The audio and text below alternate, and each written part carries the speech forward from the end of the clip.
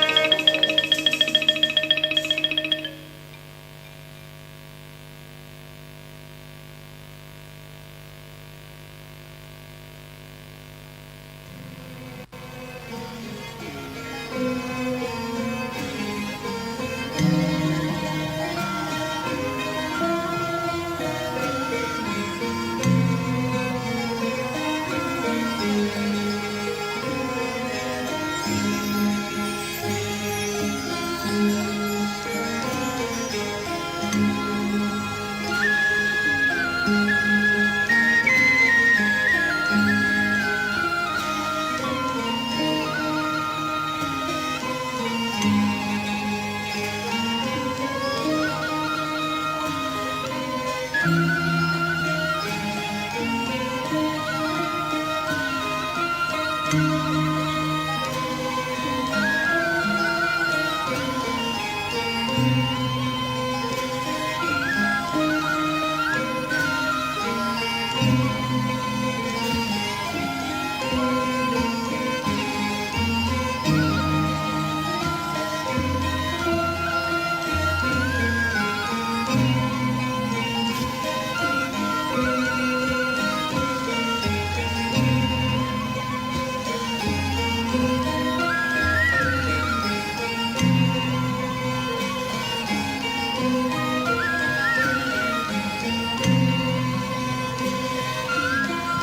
นที่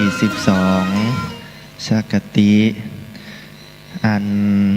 กอบด้วย36ประกถาพรรณนาถึงการพบกันของกษัตริย์ทั้ง6บัดนี้ตนเทศนาอันได้แก่สามเณรวิรเดชยศกันโทจากวัดพระสิงห์วรมหาวิหารจังหวัดเชียงใหม่หนุ่มสุดที่ได้นิมนต์มาเทศนาในวันนี้ตะกี้โอ้กับนิดหน่อย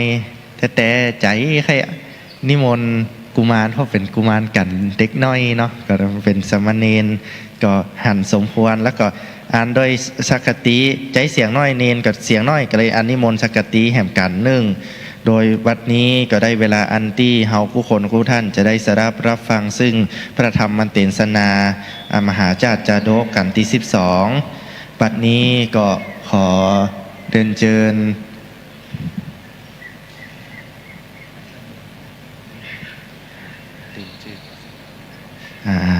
ไอ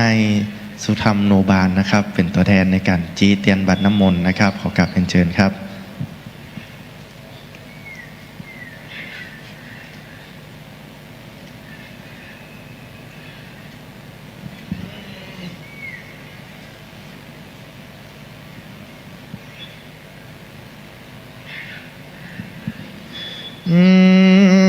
น้ำอันสักกะอันโยมือสานขับว่าไอมหาอาราชกันยายก็แล้วเสียงขอดบัดนี้ก็มาลออ่อนสร้างกติกันบ่เศร้า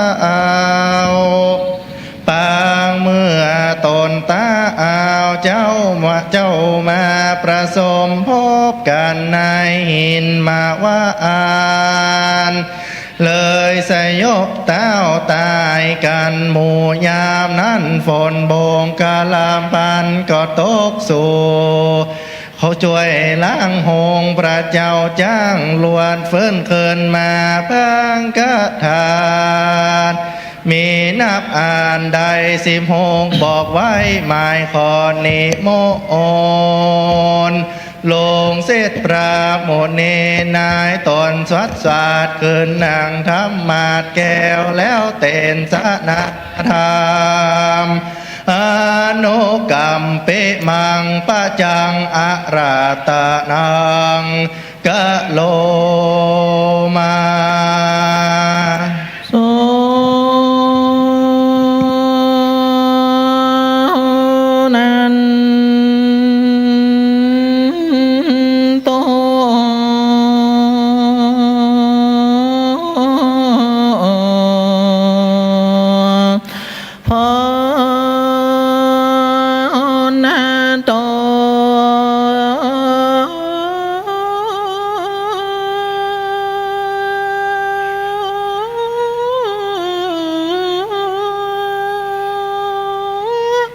ฟังนะฟังนะ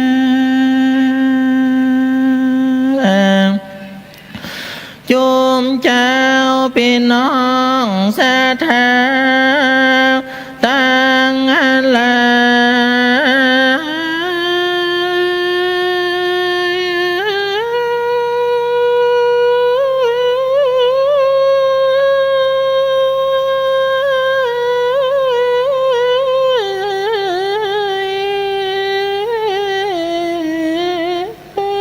บอกว่าเด็กยิ่งใจ แล้วแล้วแถวเท้าที่ตั้งอกตั้งใจมาฟังธรรมนี้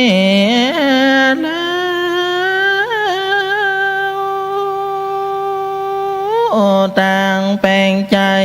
บ่เศร้าจมเจริญยินดี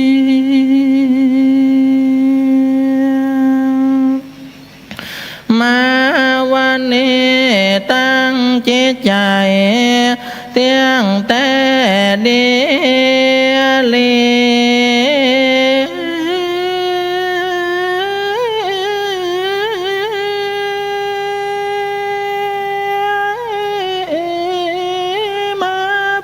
เป่งปาลมีฟังธรรมมหาจาตดังอันขอพ่อแม่พี่น้องศรัทธานักศึกษาทั้งหลายนั้นตรงตั้งโสตาดา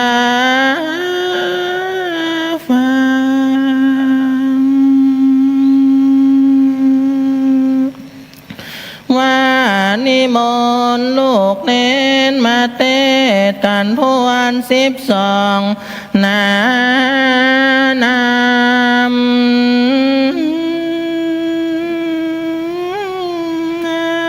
กันสักกติดวงงามเนื้อสัตตาท่านเจ้ามีกัตถาวัดได้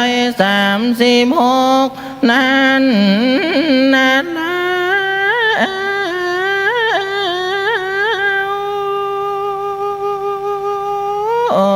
ประจำปีเกิดปีกุลนั้นเล่าปีจ้างเนิน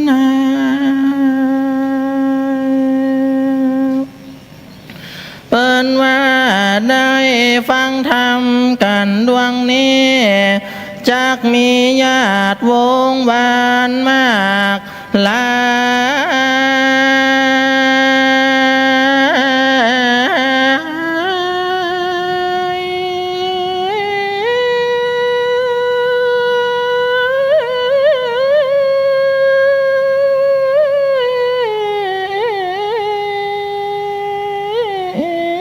ได้เพิ่งปาใสการไปได้อานิสงส์แห่งการฟังธรรมผูกดวงนี้อาศัยจากได้มิตรสหายญาติวงวานดี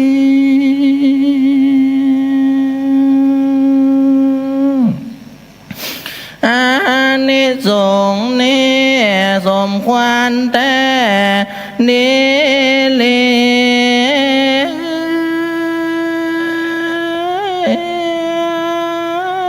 สักกติดีมี6กษัตริย์แม่นมันมาผสมจุ่มนุมกันอย่างนั้นที่บรรณาสา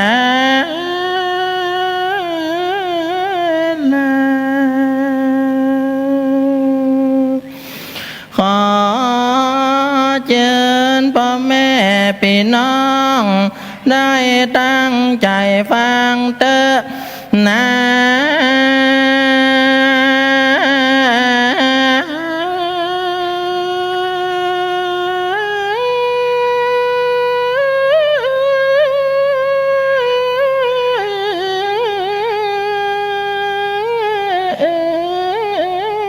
ถึงแม้นฝนจะตกลงมาก็จ้างมันเถอะเจ้าเพราะว่าตัวลูกเน้นก็เป็นคนจุ่มเย็นดีแต่แล้วขอเชิญคนหนุ่มคนเฒ่าตั้งใจฟังไป ก็ไม่ในวันนี้และเน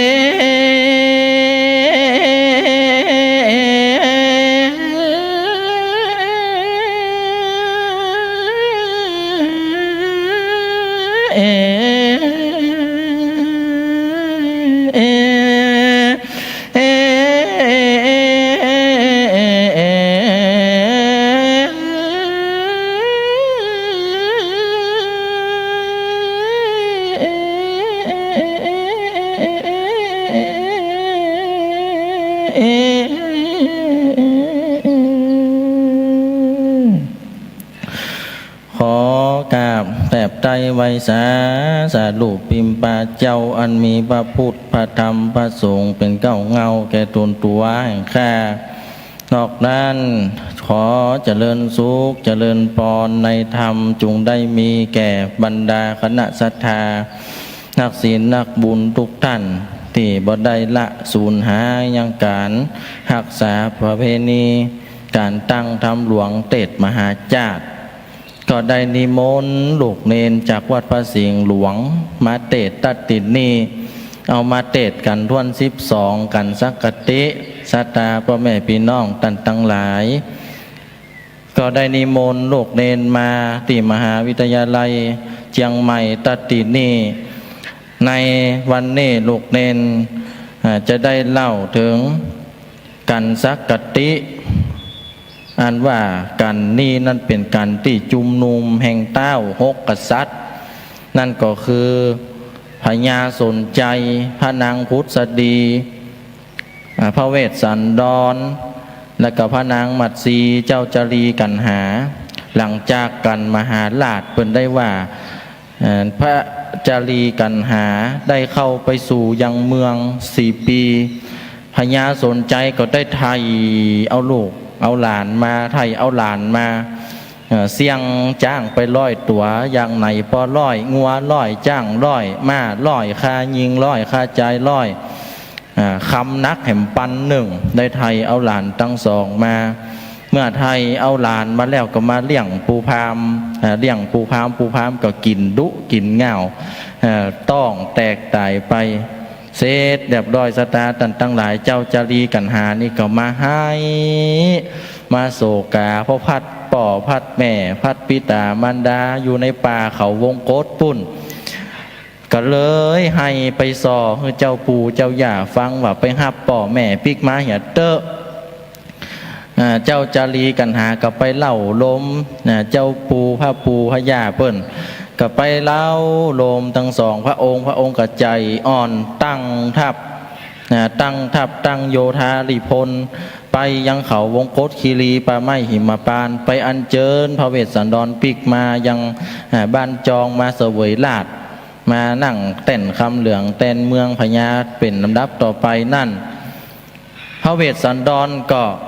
เมื่ออยู่ที่ศาลาอาสลมก็ตกอกตกใจได้ยินเสียงก้องเสียงกองเสียงระนาดปาดแน่ต่างๆเพื่อนก็แห่นำดิพลหันจอดน้อยตุงใจหันชัดใบต่างๆเพื่อนนำดิพลหันมูจ้างกันมา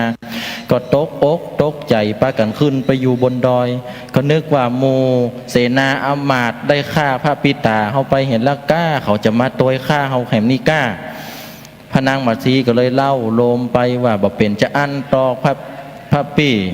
เปิ้นอาจจะมานิมนต์พระปี่กลับไปเมืองก็ได้หันจ่อน้อยตุงใจจะละจื่นหูจื่นตาเล่าโลมพระเวสสันดรกษัตริย์ลงจากภูเขาที่ขึ้นไปพอทัพลิพลนั่นพลิกมาสู่ศาลาพอได้หันหน้าหันตากันพ่อแม่พี่น้องศรัทธาทั้งหลายเจ้าจารีกันหาพระเวสสันดรนางมาทีหันหน้าปะใส่กันแล้วก็ให้กังกัดในอกหัวใจบ่นึกบ่ฝันว่าถึงจะได้ปะกันแหมก็ให้ดีอกดีใจจนปะกันเป็นลมสยบไปเสนาอมาตย์ทั้งหลายหันด้านกับปะกันมามุงพอเจ้าพญาเป็นลมกันไปแหมปะกัดเป็นลมกันเป็นแถวไปแหมสตาทั้งหลายถึง64,000 คนนั่นก็เป็นลมกันหมดพญาอินอยู่บนสวรรค์ฝากว่านะก็เนรมิตฝนโบกคลาพัดสตาทั้งหลายฝนอันนี้มีฝนที่เป็นสีแดง ฝนนี่วิเศษยิ่งนักสตาตั้งหลายไฟใครเปียะก็เปียะถ้าไผ่บยากเปียะก็ปิวแต่ตั้งบนไปเหี่ยนี่ฝนสีแดงแล้วก็ตอนที่พระพุทธเจ้าเตศมหาจาตุถึง13กันนี่ได้เล่านี่ฝนอาศัยฝนสีแดงเนี่ยฝนโบกรพัดที่ตกตลอดเวลาสตาตั้งหลายและก็ตอนที่พระเวสสันดรกับพญาสนใจเขานี่สันลบฝนนี่ก็ตกลงมาก็ทำให้พญาเสนาอามาตย์ทั้งหลายนี่ฟื้นตื่นขึ้นมานั่นเองก็ในธรรมนี่ลูกเนนจะได้ก่อนที่จะได้เตียวลูกเนนได้อธิบายไปนี่แล้วนั่นก็จะขอให้พ่อแม่พี่น้องสตาทั้งหลายได้ตั้งอกตั้งใจสดับรับฟังจึงว่าเป็นธรรมพื้นเมืองโบราณเป็นถ้อยเป็นกรรมอันเก่าอาจจะบ่เข้าใจบางครั้งบางทีวกวนไปมาเนื้อหาซ้ำไปซ้ำมาเป็นกรรมเก่ากรรมโบราณยากนักที่จะเข้าใจลูกเนนก็ได้สรุปย่อๆไปให้พอเข้าใจตอนนี้ไปก็จุงตั้งอกตั้งใจฟังธรรมกันสักกติเป็นลำดับต่อไปนะโมตัสสะภะคะวะโตอะระหะโตสัมมาสัมพุทธัสสะจาริกุมันโลมุนจารินทสัตลาตินเลกันตาวันลังนิวันสาเป็นตัวจุนตาเสลาตาอันสันนิอาคาตมากาพิโมคาเนวันทำเป็นตัวตัสสมิงปะเตเสสีปะกายาทิปิคาคาติสุสุสังเวนตาหิลำดับธรรมเตสนามาส่วนว่าเจ้าจันลีสินมเนาอันเป็นนายหมู่เจ้านำพลไปสู่ภายโสปากวางจิงตั้งทับตีข้างมุนจันลินทสัตละสัปปตาเครื่องพร้อมหน้านุ่งน้อมดูงามยามเมื่อโลดยังคงไว้หน้าลูกพระเจ้าฟ้าหากแต่งมากวานโลดทั้งมวลมี44,000 เล่มก็ใบหน้าสามพอซึ่งมากาคนรักษาอยู่บ่ขาดเพื่อบ่เนื้อลายราชสิ่งตั้งโอกาสทิ้งและจ้างเสือคงอ้างกินคนบ่ก็ตามลายแก่ลิพลมวลหมู่เขาได้อยู่สบายอันว่าเสียงเลปนลายเกิดกองนั้นตัวต้องหิมมาปานุจะดังแผ่นดินนาดาจากเอ็นเป็นต้นว่าจ้างลองเส้นสาเขียนตัวแรงเวียนสอนยากมามณีกาดอันคำสองมือกำหิเห็นจ้างแก้วเป็นสงครามพนได้ลามตามจุดจอดลางพองกะกอดกำเข้มกุบละเอมห้อยบาลองสัดสวาจูคนจังมาโซนการไปข้าคือเสียงรถดังตัวดงลีพูนหงทูลีมืดกุมอากาศกุมไปบนจอตุงสนลายสามมีพร้อมพามลายอันลายสีก็มีแลอันว่าพญาเวสสันตละจา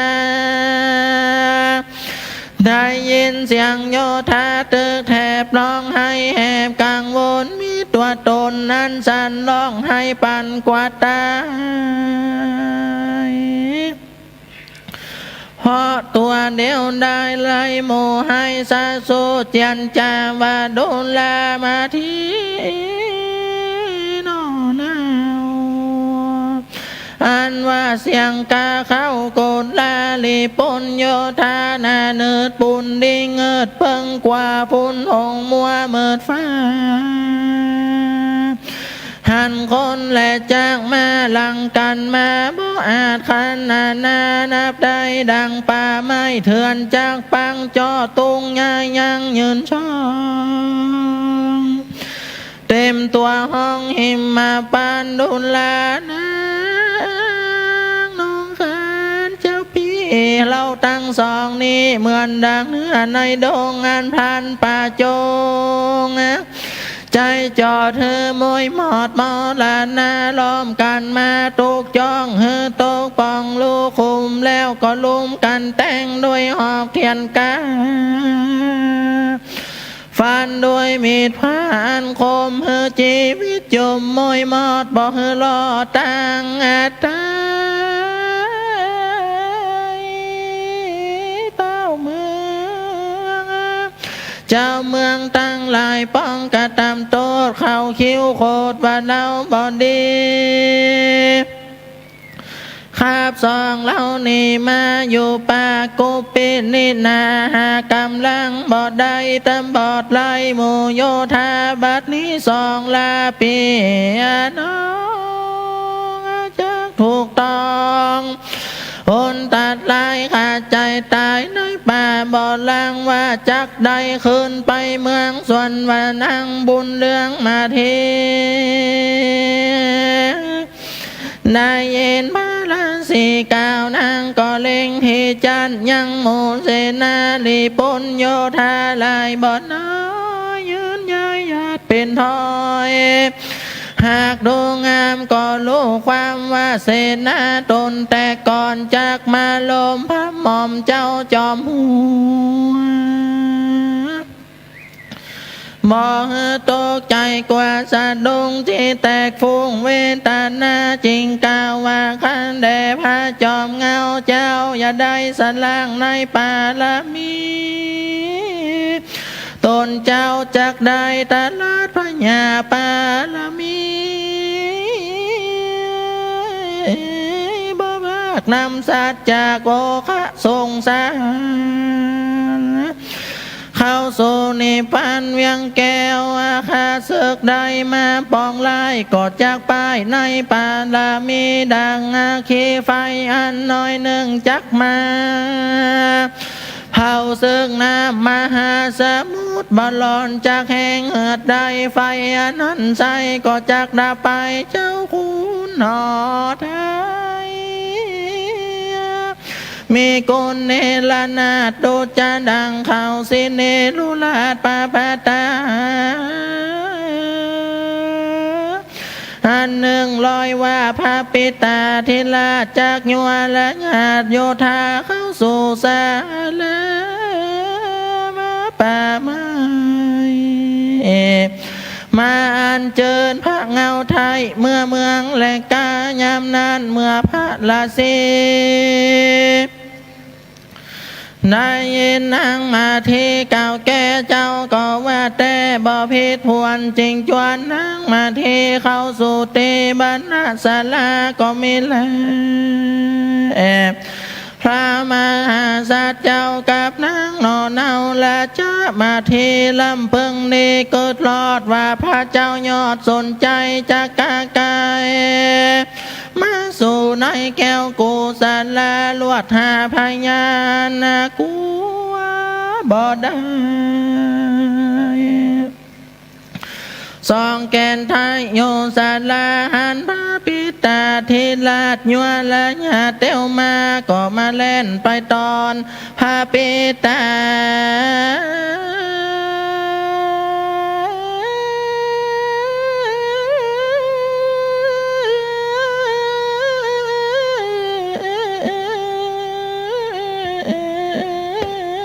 แกนไทยโยกมือไหวแต่บาดมาทานางมาทีก็วันตาตีนตนปอก้มเก้าต่อบาตาลูอาเจียนอาจารย์ สียงหวานว่าข้าแด่พระผู้บานเจ้าคอยข้าน้อยเจอมาเทตันลงเกศีหมวดเก้าขอไว้ตีนพระเจ้าจอบตามตำกองในเมื่อตั้งสองไว้ข้าพระมาเจ้าสนใจยินดีใจลักโลกเต้าปอก็รูปหลังวูดนาตามีน้ำตาไหลน้องหลังไหลต่อลูกลักปอสิเนหาในเมื่อโศกาลำงับแล้วตนปอแก้วพญาจักผ่านสไลกับลูกเท้าจึงตันเก่ากาถาว่าการจิโนกุศลังปุตตาอานามายังดูแลเจ้าทั้งสองปีน้องยังอยู่บ่ต้องโศกอันใดบ่มีภัยอาพาธบ่มีพยาธิวัดไอส่องจอมใจโลกแลกปอยังคอยเลี้ยงต่อชีวิตตนบ่ขาดได้อยู่สบายว่ามันได้เลือนแลยังก้อยได้นักแก่พอสันในหิมวันป่าไม้อรัญญานันนามีหมูลิ้นหมูยุงปีกปินเป็นเจ้าบ่มาหลอกคบตนงูสิงสนในป่าบ่มาพกมากาในดงนาป่าใหญ่เสือโคงใหญ่สามานบ่มาพบปานโลกแก้วกับเด็กแล้วนี่ไก่อันจะดูแลพ่อพญาเป็นเจ้าอันว่าสองลูกเต้าอยู่ในดงไผ่ก็คงควายหาลูกไม้หาได้จริงเอามากินขุดมันดินและหัวจวกขุดได้หากนำมาตามภาษาละสีอันทุกยากลำบากได้เหลือใจหากได้ปัดภาคสัมปติแลนาพอ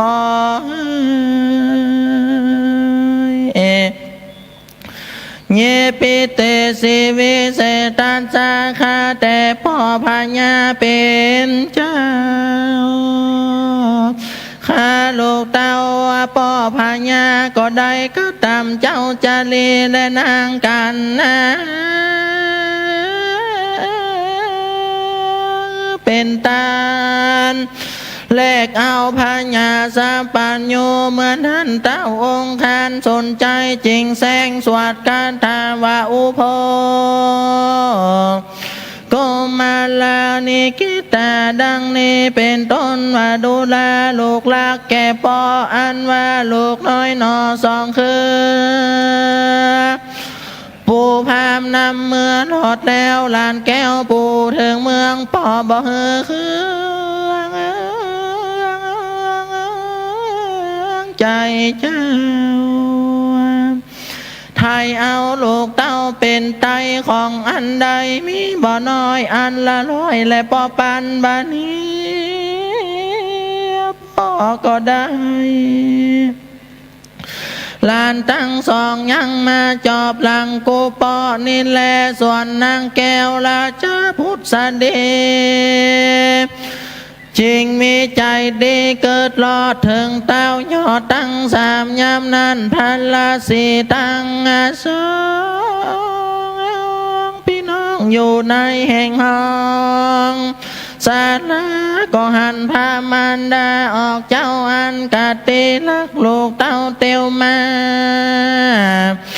ส่วนพญาเวจันตาลาราชก็รีบยัวและญาติเตียวมานั่งมาที่เปมมาพา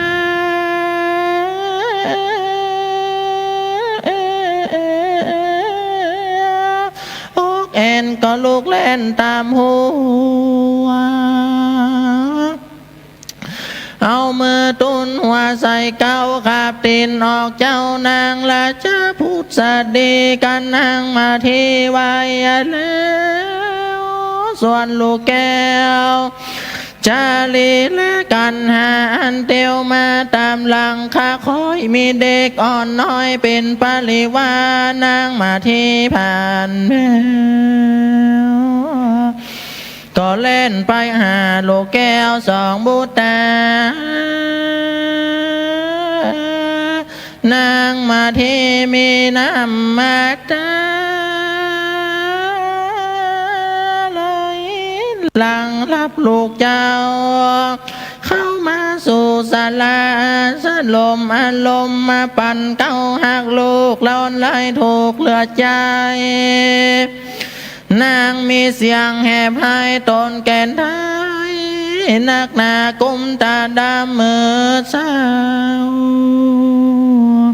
สายุบเต้าตั้งใจต่อตนนับป้าละล่วงแน่นเนื้อเปื้อนแผ่นทอดานีส่วนว่าเจ้าจันดีและกันหางามแง่นางแก้วแก่แม่สยบตายเต้านอนง่ายตามเบนสองเจ้าก็เล่นมาปานเต้ากองอากาเนื้อแม่เจ้าน้องแผ่ตนตายเมื่อสองสมสาย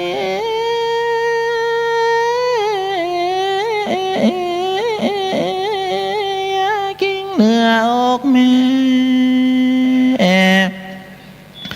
สองตนแต่ก็มาสยบตายไปในเมื่อท้าวเวสสันดรมีใจอาวรณ์โศกไม่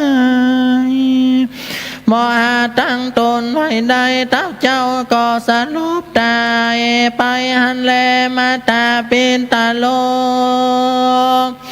อันว่าพ่อแม่พญาเลิศแล้วหันสองลูกแก้วและหลานก็มาสยบแล้วเท้ากองกันซ้อมจอมท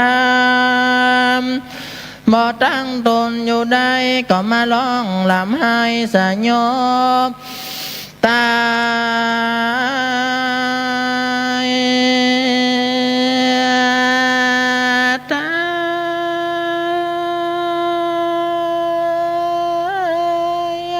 ต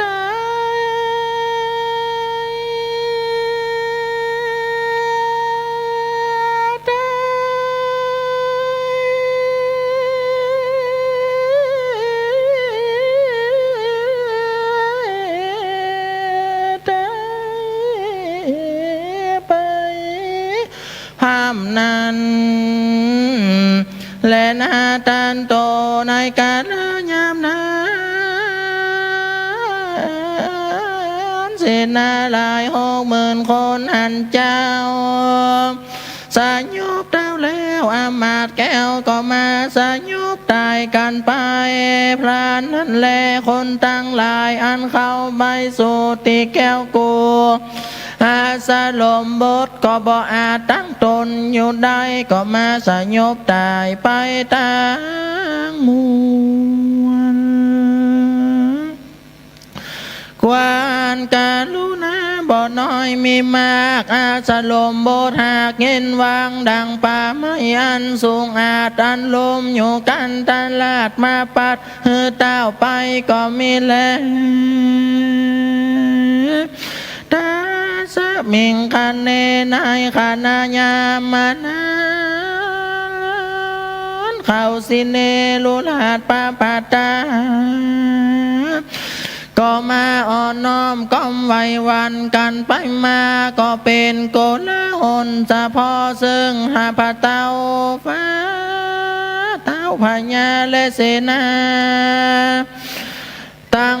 60,000 เต้าบ่เจินสักคนก็มีแลสักโกส่วนว่าพญาอินตาติเตเต้าไทยก็มาเวตนาว่ากูกวนอินตาควรหุดหล่อให้ฝนตกต่อเสนา กับตั้งพญาหนอไทยเฮอตัวดาวอาชาลมเนลามิดฝนตกลงแสสอดเธอเป็นโบคอละวัดต่อตาลงมาตัวดาวกลางจุมนุมเท้าคัตติญาลาตั้งหกตนอกพระองค์ในเมื่อฝนตกลงถูกต้อ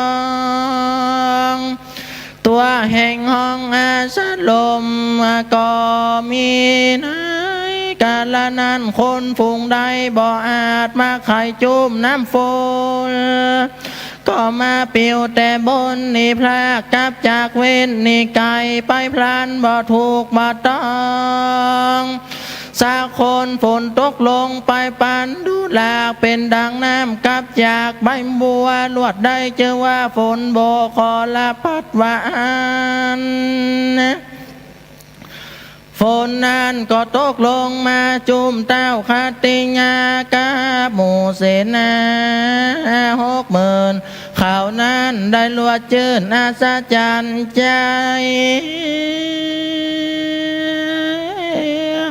เหตุบ่ได้เคยหันในปางก่อนใจก็มาอ่อนด้วยสมปานในเมื่อพระผู้บานตนวิเศษน้องในเขตในอาลามวันนั้นแลตามมาทางปาการเสโต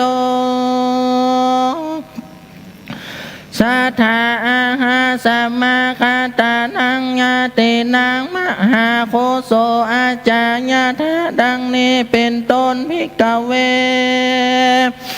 โนลาภิกขุทั้งหลายตนทะลงศีลนาสายสะอาดในเมื่อพญาเวสสันตราชราชาก็จุมนุมยังญาติกาพี่น้องในแห่งห้องหิมมาปานเมื่อนั้นแลนาในกาลานะเต้าคาติญาลาด6 ตนก็คือพญาสนใจตนปอก็มาตามต่อโดยนางพุทธดีเวสสันตลาสีอาข้าวนางนอเนาเต้าแม่มาทีตั้งจารีสีงามแง่นางแก้วแก่กันมาจุ่มน้ำฝนกันจูคนก็มาจุ่มนุ่มกันในศาลาแก้วโกพญาสนใจอาลาดก็อาลาตนาตนพระเจ้าเจิญลูกเต้ามือ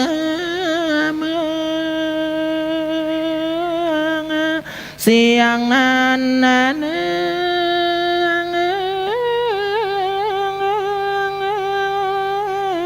ไว้ขาบกลมนาลาบอาลาตา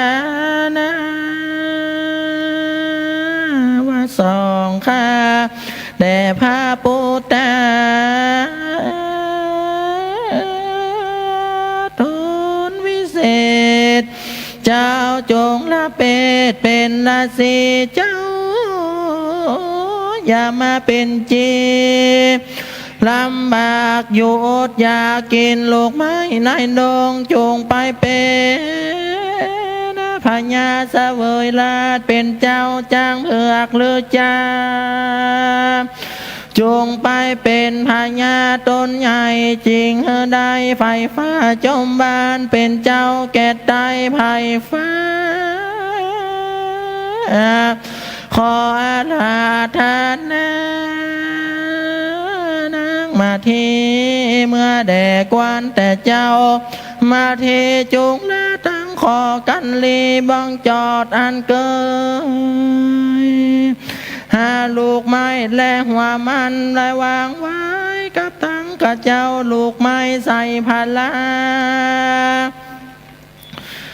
ขออาราธนาเจ้าเปียน้องเมื่อแดดวานก็มีวานั้นและเดสักอากาศติญาการลุ่งเรื่องลายสินสาย เศร้าปางเมื่อหกเต้าเจ้าก็มาสมานาคุมเวสสันดรตันนาตาก็รู้แจ้งเหตุวลีปนมาข้าศึกเก่านั้นนาคงคาพาปิตา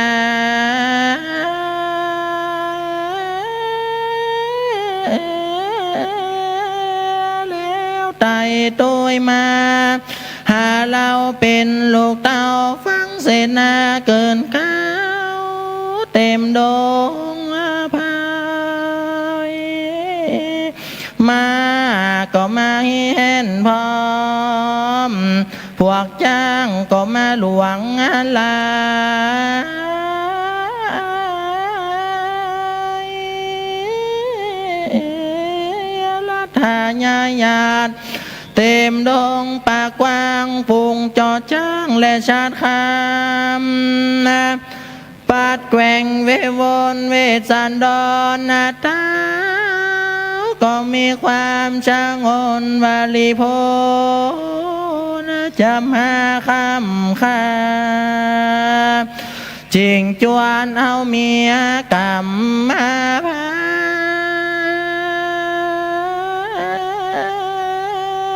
วาลีโพนมาข้าศึกพวกไล่คงคา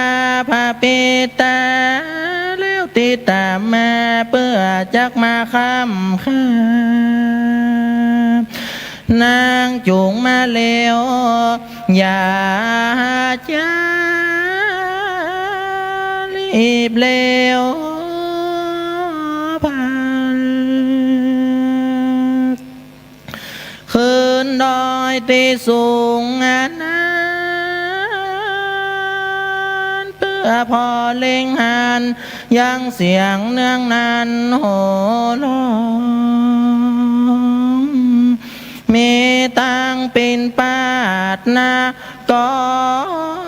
งเสียงกึกกองดัง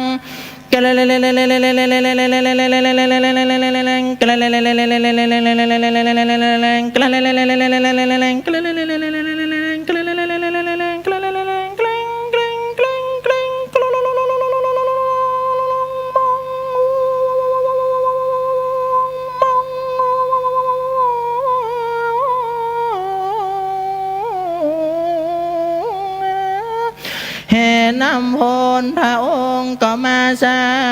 ภูวาลีพลเก่าโตจุงถอยลงดอยใหญ่กว้างมานั่งเปจาลนะอยู่ในศาลาที่หานแล้วพอดูต่างสนใจท่านเต้าอยู่ต่างทับป่าแล้วเรียกเอานางพุทธดีหนอนาวว่ากูเป้จะเข้าดูเสียก่อนเจ้าเพื่อสนทนา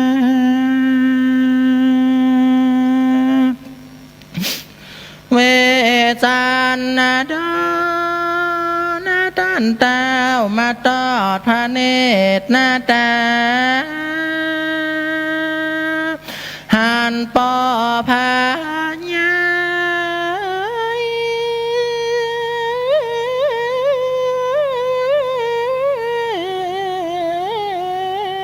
เดินมาต้องเท้าแล้วจริงเรียกเอามาที่นอนเอามากราบวันที่สองลูกเท้าจืนเงาดีใจยินดีสนุกจืนสุขเพราะว่าสองลูกเต้ารู้ว่าพ่อมาดีในกาลนั้นนางยอดอิทธิ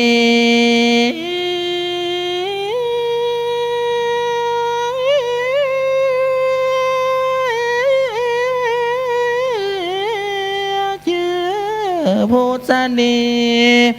และสองหลานเจ้า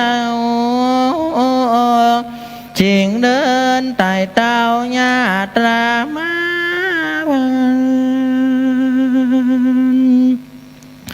มาเทนุดนาดน้องเล็งหันกับตานั้นสองลูกเล่าลาเดินมาก่อนนางจิงลูกไปเลวบ่จ้ารีบเลวไว้สวมก่อนลูกรักเลยสยบตา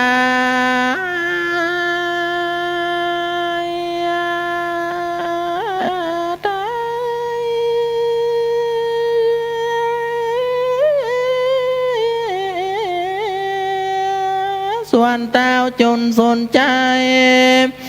และเวสสันดรเจ้ากับต่างนางหน้าเต้าเจอผู้แสดนี้ได้หันลูกหลานเดือดร้อนเมื่อมอนเป็นนาพีมีอาสุนีลายลางย้อยนะจริงลูกไปเลี้ยวบอดจ้าแล้วเต้าลืมคิงตั้งหกเต้าก็มาลืมสติตันพิงเตบเท้าองค์อินหันเหตุเจงเต้าจึงแสงจ้อยโสมปานเฮฝนโบกขอลาพัดตกลงสัสสา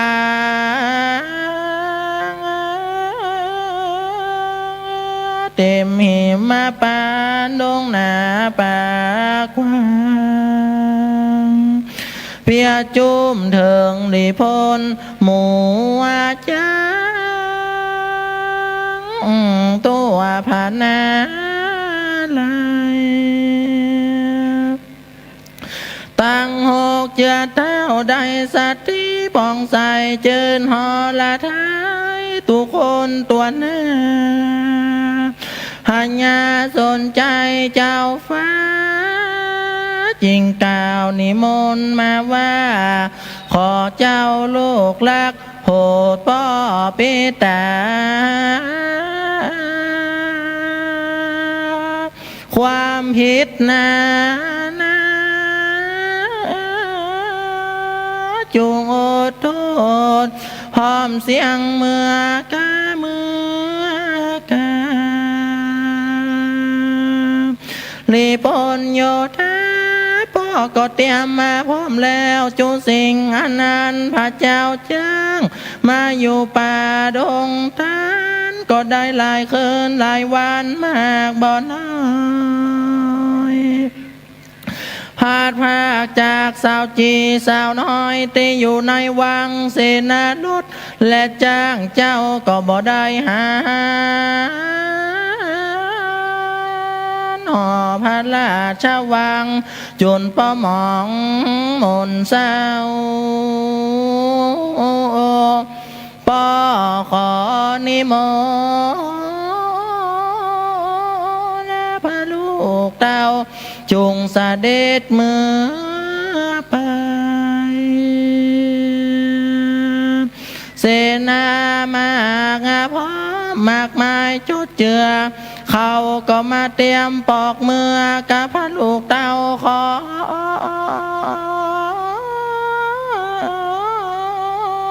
อินดูพ่อแม่นี่เล่าก็แก่เท่าฉันลางอมฝูงประชาชนไพฟ้าบ่มีภัยสั่งสอนบ่มีภัยปกครองเฮือสุขเจินนาเหมือนพระเจ้าฟ้าพ่อบุญมีนี่และนาสาธาพี่น้องตั้งหลาย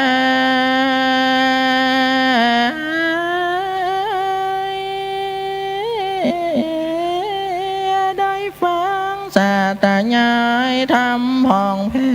วจงมีจิตใจดีแต่แล้ว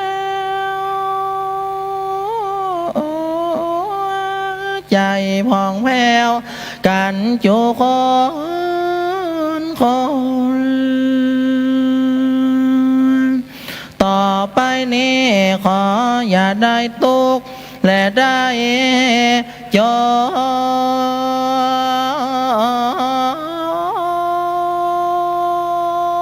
นจน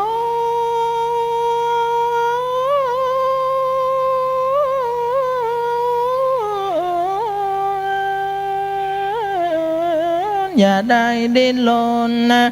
เนื้อสตาท่านเจ้าขอให้ได้อยู่ดีกินดีมั่งมีแต่แล้วครับสตาท่านเจ้าอยู่คนกับนักศึกษาทั้งหลายที่บ่ละหายโห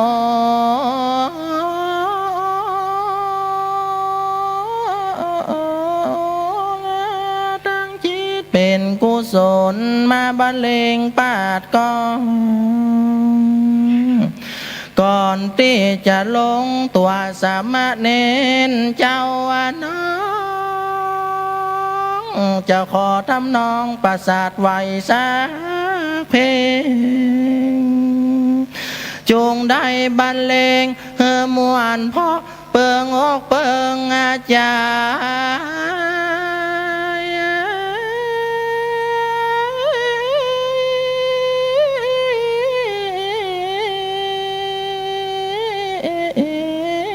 ์บ่ใจเพลงไทยถ้าเป็นเพลงเมืองดังอันตีไปเล่นไปเตอะอย่าได้หยุดยอบมาญาก่อนที่จะได้ลงทำจะได้ขอสั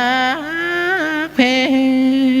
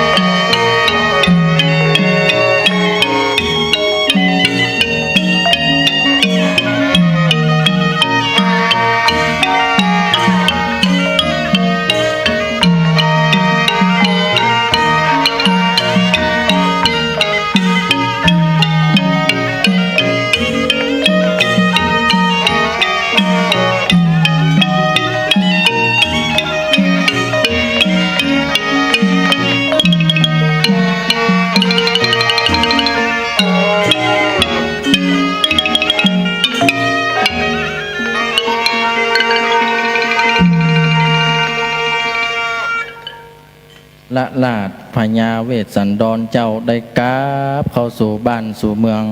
เดี๋ยวจะได้นำหลีพลเข้าสู่บ้านสู่เมืองฝนหาแก้วจะได้ตกลงมาก็ล้อฟังนครกันเป็นลำดับต่อไปก่อนจะลงทำเนสตาทั้งหลายเนาะประเดี๋ยวนี้บ้านเมืองเฮาก็มาโศกตุกโศกะอะไรเพราะว่าแม่ฟ้าเฮาพระพันปีหลวงเพิ่นได้สวรรคตไปที่ได้ตั้งอกตั้งใจมาวันนี้ทางพ่องนั้นก็จะได้ตั้งใจอุทิศนาบุญเป็นพระราชกุศลถวายแด่สมเด็จพระนางเจ้าสิริกิติ์พระบรมราชินีนาถพระบรมราชชนนีพันปีหลวงก่อนจะได้จบธรรมนี่เฮาก็ขอลูกเนนจะขอได้ใส่กาบปลายอันนี้เป็นปลายสุดท้ายสุดก่อนจะลงธรรมจงได้ตั้งใจเป็นลำดับต่อไปเนอะ โสโตจะนาเลยก็ให้ฟังสามเณรไปแถมสักหน่อยมนต์ลาสาธาใหญ่น้อยจุงได้ก้อยนิ่งฟังไปมาเดี๋ยวนี้บ้านเมืองเฮาพอไปตั้งนาย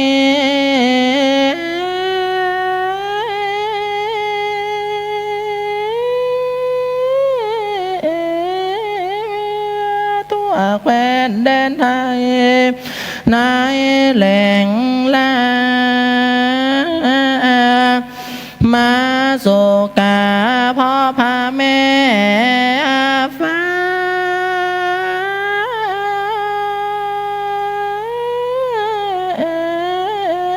มารับตา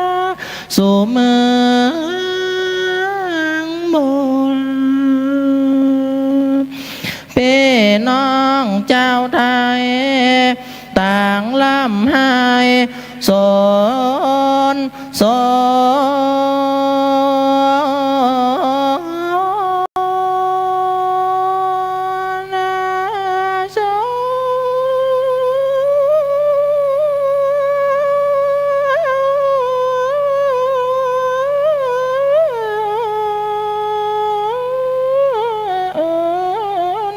ต่างไหล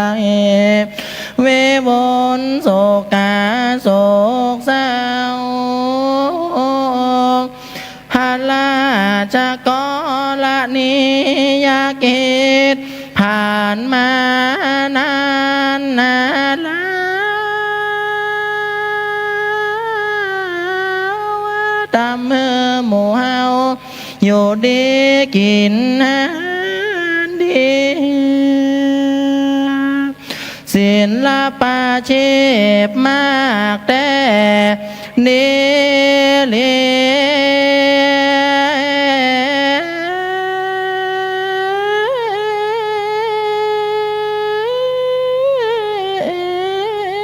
โยนนหาปาลามีพระแม่เจ้า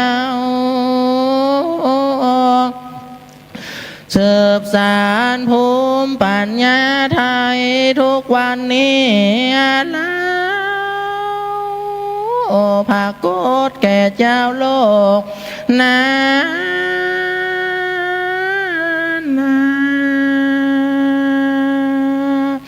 มาวันนี้บ่มีแถมแล้วนะ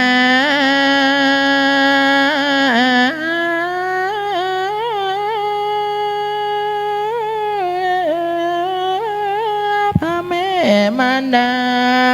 5,000 ปีแม่เจ้าเหล่าพระสกนิกรของพระแม่นี่แล้วจะสืบปณิธานพระแม่เจ้าอยู่คืนวันโลกเน้นพร้อมศรัทธาพ่อแม่พี่น้องขออุทิศนาบุญเป็นพระราชกุศลนา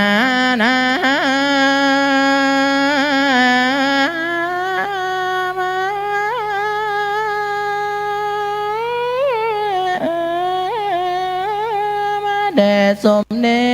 จพระนางเจ้าสิริกิติ์พระบรมราชินีนาถพระบรมราชชนนีพันปีหลวงนา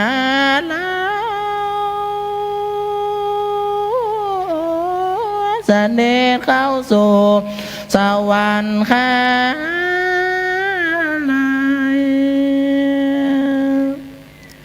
ก็มิโดยปา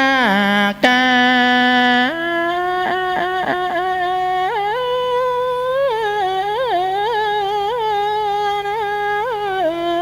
ดังกล่าวมา นี่แหละเด้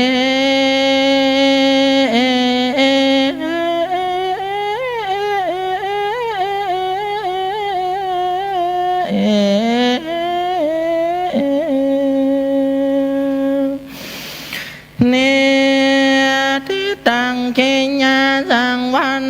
นาวิเศษจาห้องเหตุสกาทินินาก็มานิที่ตังเคียสังวันนาจะโจมาแล้วสักกติอันผาดาไปโดยกาถาได้36 กาถาก็มาบางคมสมเลเสร็จแล้วตอนนี้ก่อนแหละนะ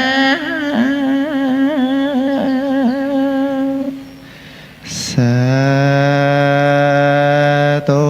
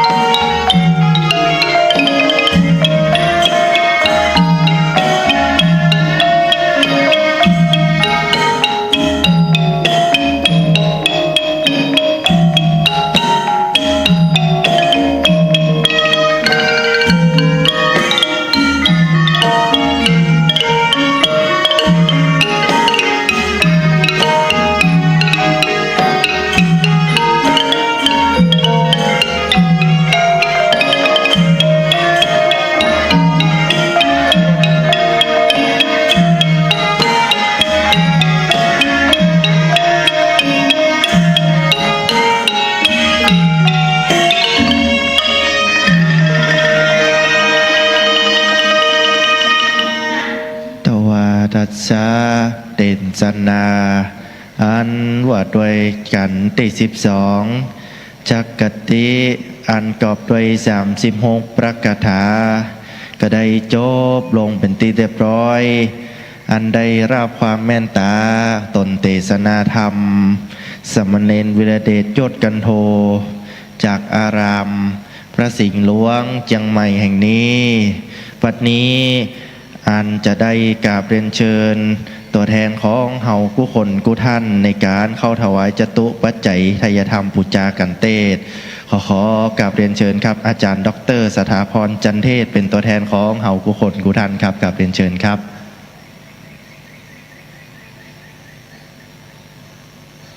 อาจารย์ดร.สถาพรจันเทศประจำภาควิชาปรัชญาและศาสนาคณะมนุษยศาสตร์มหาวิทยาลัยเชียงใหม่ขอเรียนเชิญได้เลยครับด้านหน้าครับ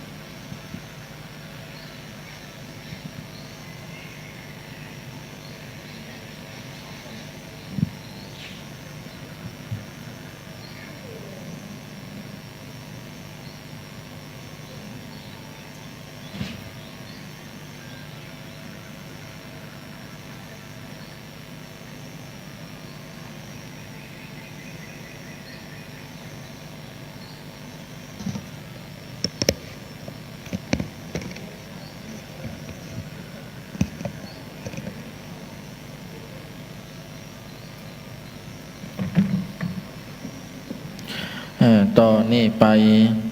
สัตว์ท่านทั้งหลายจะมีน้ำญาติเตรียมน้ำญาติถ้าบ่มีก็ตั้งอกตั้งใจจักอุทิศนาบุญไปหายังญาติกาสัมพันธวงศาพี่น้องก็ดีจะอุทิศนาบุญเทวบุตรเทวดาประจำตนประจำตัว เสริมโจกลาภบารมีฟังธรรมกันสักกติประจำปีหมู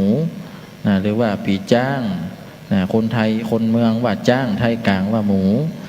ตอนนี้ไปจึงได้ตั้งอกตั้งใจได้กวดน้ำ5 ปอนเป็นลำดับต่อไปยะถาวะลีวะหาปุราปาริปุเรนติสาคลังเอวะเมวะอิโตตินังเปตานังอุปกัมปติอิจิตังปฏิตังตุมหังคิปะเมวัสมินจันตุสะเพปุเรนตุสังกปาจันโทปันนะละโสยัตถามานิโชติละโสยัตถาเอวังหุนโตสัมปติจามิดีแลอาจจะในวันนี้ก็หากเป็นวันดีทิถีอันวิเศษเหตุว่าเจ้าปัทมะมูลศรัทธาทั้งหลายก็บ่ได้ละสูญหายยังเหตุเก่าห้อยเดิมได้ตั้งทำหลวงเตศมหาจาตเวสสันตละชาดกต่างอันก็ดีพร้อมกับโดยนักศึกษามหาวิทยาลัยเชียงใหม่อยู่ผู้จุโคนคณาจารย์คณะบดีท่านทั้งหลายได้พร้อมใจกันมาในทีฆากันละบัดนี้ยามนี้ได้สนงของควายแปลงพร้อมน้อมนำมายังวัดทุกบุพาราชาดวงดอกเข้าตอกดอกไม้และดำเตียนพร้อมกับตั้งจตุปัจจัยตยาตานทั้งหลายเหล่านี้มากินมาตานทำผูกหนึ่งผูกสักกติกันทวน12ดังอันก็ดีก็ขอกรรมกรรมผาตนาเจ้าสตาตันทั้งหลายตอนนี้ไปก็ขอให้ได้อยู่ดีมีสุขอายุมันขวัญยืนรับก็ขอให้ได้เงินหมื่นตื่นให้ได้เงินแสนแบนมือได้เงิน1,000 บาทพระเลิศพระลาดได้เงิน100อย่างตีน้อยเงินแสนเงินล้านเงินปันสมปันอุดมสมบุธิจุอย่างจุปการอายุมันยืนยาว120 ขวบเข้าหาลาบต่อเต้ากำจูวรพุทธศาสนาไปใจนั้นจุงจักมีแต่งแต่ดีตามบาทเก้ากถาบาลีวัสปีติโยวิวาจันตุสัพพะโลโกวินาสตุมาเตภวัตวันตรายโยสุขีติกาโยโกภวะอภิวาตนะสีริสะนิจังอุทาปจายโนจัตตาโลธรรมาวัตันติอายุวันโนสุขังพลังจยะตุภวังจยะมังกลังจยะมหาลาภังจยะโสติภะวันตุเตสาธุ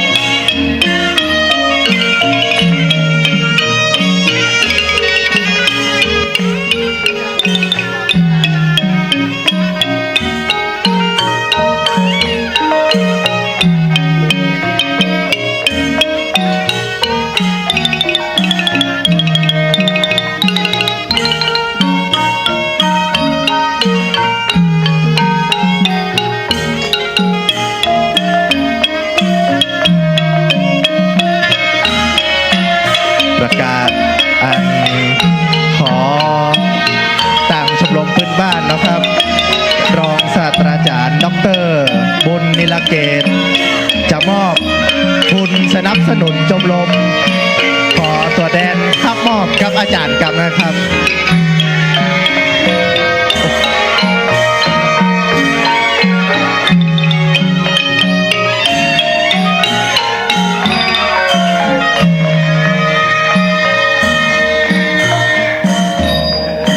ชมรมพื้นบ้านล้านนาก็ขอกราบขอบพระคุณอาจารย์ปูเนาะรองศาสตราจารย์ดร.บุญนิลเกตอดีตอาจารย์ประจำภาควิชาปรัชญาและศาสนามหาวิทยาลัยเชียงใหม่ของเฮาในการมอบทุนในการสนับสนุนชมรมพื้นบ้านล้านนาในการแห่ในเสียงคำเพลงมวลๆที่ได้ประพงในงานตั้งธรรมหลวงแห่งนี้ขอกราบขอบพระคุณอาจารย์เป็นอย่างสูงครับผม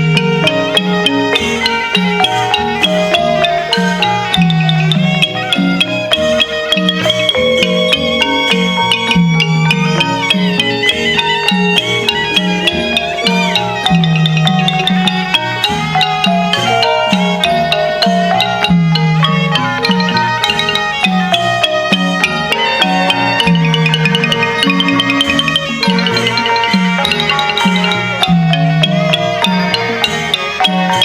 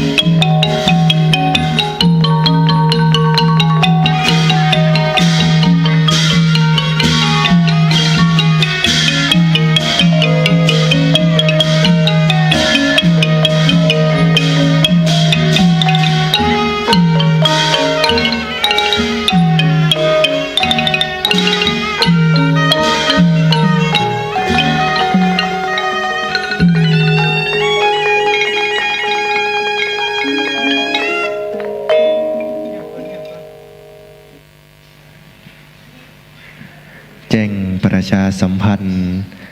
กันสุดท้ายนครกันที่13เราจะเริ่มในเวลา 17 นาฬิกาจุด00 นหรือ5 โมงแรงพอดีแต่ตอนนี้ก็อัญเชิญปออกแม่ออกศรัทธาผู้คนกุท่านติท่าฟังธรรมนะครับได้พักผ่อนตามอัธยาศัยก่อนตอนนี้วงแห่ก็ได้ลงเพื่อพักกันกำยกเนาะ5 โมงแรงเนาะหลวงพ่อพระครูอดุลศิลกิจจะได้เดินทางมาถึงและจะได้เริ่มในการเทศนาธรรมตอน 5 โมงตรงนะครับก็ขอแจ้งให้ทุกคนทุกท่านได้ทราบโดยทั่วกันว่ากันนครกันจะเริ่มในเวลา 17 นาฬิกาจุด00 นและเพื่อจะได้ตัดกับที่เฮาผู้คนทุกท่านจะมีขบวนและก็จะได้ร่วมกันจุดผางประทีปในกันสุดท้ายเพราะว่าถ้าเริ่มนครกันเลยก็กลัวมันมืดบะตันก็ยังแจ้งอยู่เวลาถ่ายรูปออกมาประทีปก็จะบ่ค่อยงามต่อใดก็เลยว่าขอ